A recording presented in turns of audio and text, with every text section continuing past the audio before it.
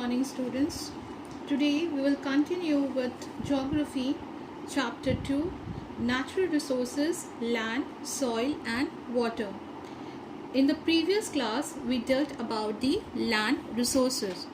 So today we will continue with the another topic, that is soil resources. What is soil? Soil is the uppermost layer of the earth crust. Soil is a natural or biotic renewable resources. It contains organic and inorganic matters such as humus. Soil is an essential resource that supports a majority of plants, animals' life on the earth. So it is seen that soil is the uppermost layer of the earth crust. And soil is also called as the natural, abiotic and renewable resources. Natural here means it is naturally created. There is no involvement of any human activity. Abiotic here means non-living organisms. Here renewable, that means soil can be regenerated or renew itself. But soil takes thousands of years to have a renewability. That means it takes a long time to renew itself in its energy. So that is why it is called as soil is a natural, abiotic and renewable resource. It contains organic and inorganic matters such as humus. Humus is the most important rich in the soil because it enriches the soil fertility, and this humus is formed by the dead decay of plants and animals. So it helps the soil to enrich the productivity or production of the crops because it enriches the soil's fertility. And we have also seen that soil is essential resource that supports a majority of plant and animals life on the earth, because for every germination we need soil. For every germination of a plant we need soil. So soil is important for plants because plants depends on soil, and animals depend on plants because they eat grasses and other plants. So animals depend on each other. So that is why soil is an important essential resource. Soil is formed by the weathering of rocks and minerals, and also by natural agents such as climate, wind, glacier and running water. First of all, what is weathering? Weathering is breaking down of the rocks and minerals on the surface of the earth. That means breaking down of the rock particles into smaller pieces, and that is being transported by natural agents such as climate, or you can say wind, water, running water and ice. So these are the agents which helps in the formation of soil, or soils are formed by the weathering of rocks and minerals. So what are the factors which helps in the formation of soil? That is the nature of the parent rock, climatic factors, relief, plant and animal organisms, and the most important is time. We'll be seeing that soil takes a long process to have a formation because soil formation is a slow process, and it takes thousands of years to form a soil layer, which we can see a few centimeters thick. And you can say that a well developed soil is formed only when the weathered particles of rocks remain undisturbed in a one place for a long period of time. Then only we'll be getting the soil, otherwise will not be able to get a proper soil, or the formation of soil will not be possible. So what are the factors? We'll be dealing with that.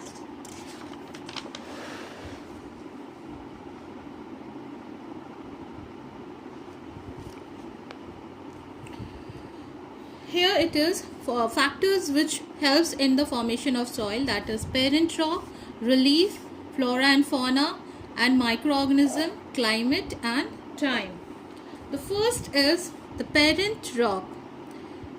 Parent rock here means the underlying rocks which contains minerals and made up of bulk of soil are called parent rocks.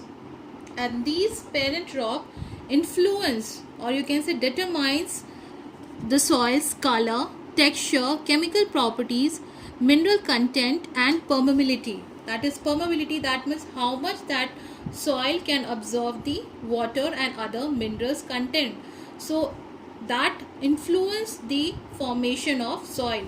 You can say parent rock, and determines that what type of color, texture, chemical properties, minerals content and permeability, that means how much the soil can hold the water or air, so which helps in the formation of soil.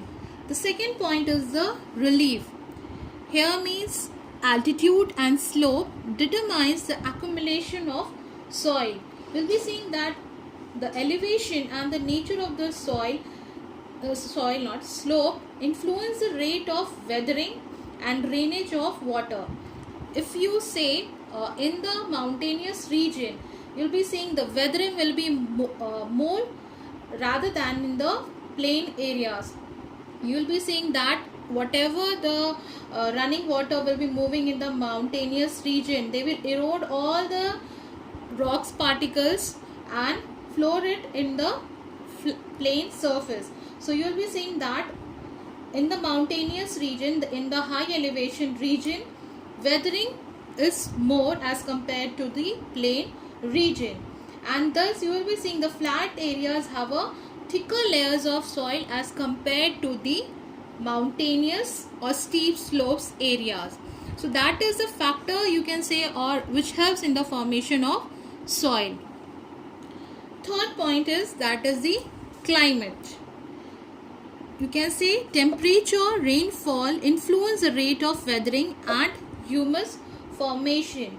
You have also seen that because of the climatic condition, if there is extreme hot and at the night it is different temperature, then we'll be seeing that the breaking down of the rocks also, that means when the temperature is there, rainfall is there, gusty winds are there, you'll be seeing there will be a reason of crushing the rocks or dashing the rocks, which you can say breaking down of the rocks, which favors in the formation of soil.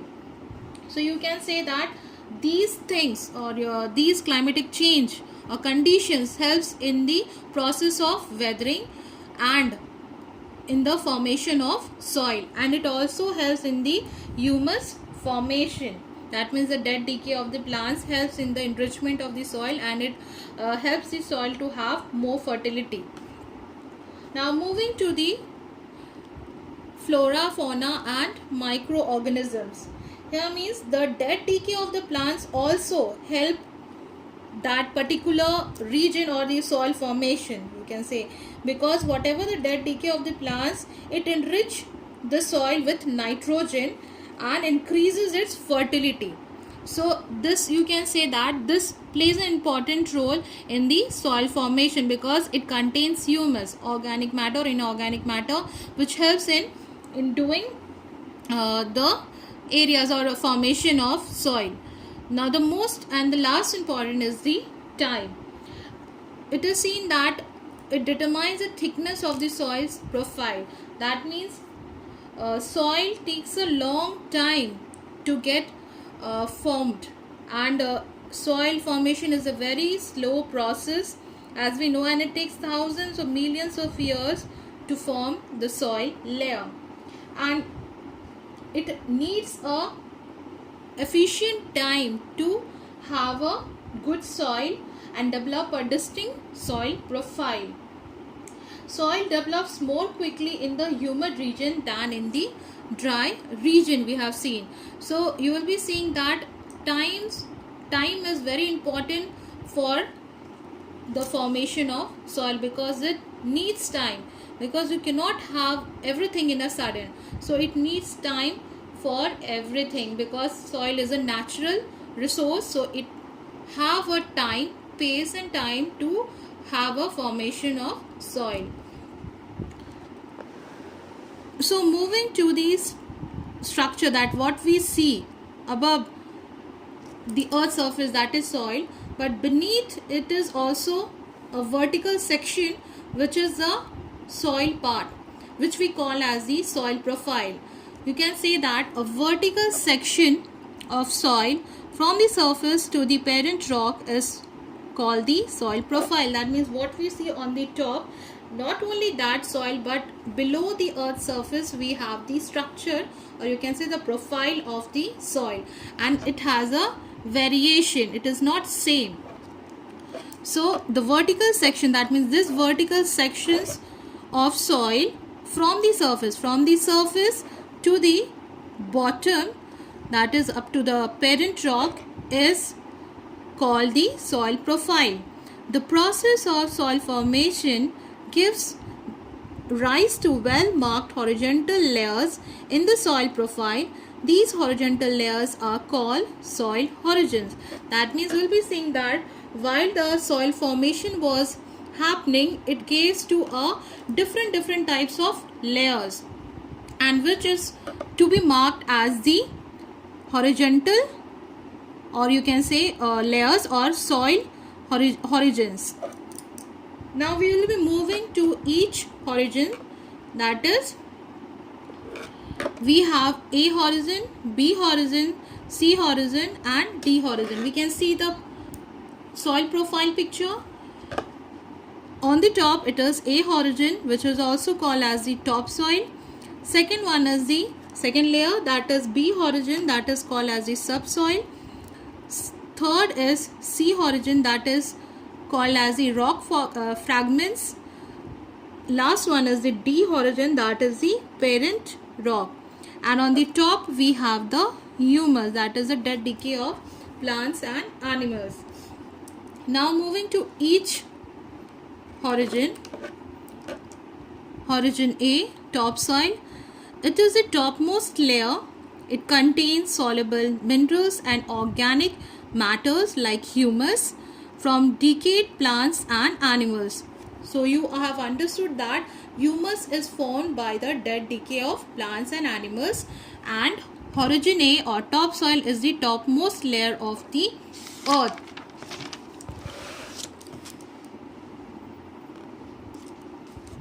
Third point, it is the topsoil is soft and porous to hold enough air and water.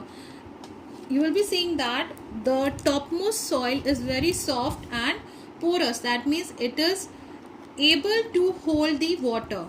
That means the soil is capable of have the potential to absorb water and retain for a longer period. In this layer, the seed germination takes place and new roots are produced, which grows into a new plant. That means on the topsoil there is a seed germination. That means plantation can happen on the topsoil only. So you will be seeing that this layer helps in the seed germination. Next point is, this layer consists of microorganisms such as earthworms, fungi and bacteria, etc. That means when we see on the top layer, we see some small worms, earthworms, insects. This is a part of the topsoil. We will be finding all these microorganisms on the topsoils. And leaching of the soil is common in this layer. That is, the removal of the soil is seen more frequently because of the plain areas. It can be eroded by the water, running water, by the winds, by the glacier. So leaching of the soil is common in this layer. That is, the topsoil can be removed by the water or by natural agents. Now moving to the second horizon, that is horizon B, subsoil. This layer lies below the topsoil. It is comparatively harder and compact than topsoil. That means it is little bit harder than the topsoil. We have seen that the topsoil is soft in nature and porous. Here it is comparatively harder and compact, that means sticking to each other, that means hard and stiff, not so much hard, but it is harder, comparatively harder than the topsoil. And it contains sand, silt and clay, but less humus.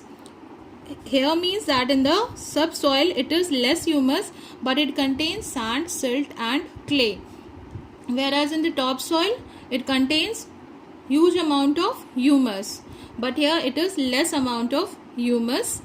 And we will be also saying that it has more content of minerals, so there is more content of minerals than the Horizon A, but it has very limited organic matter.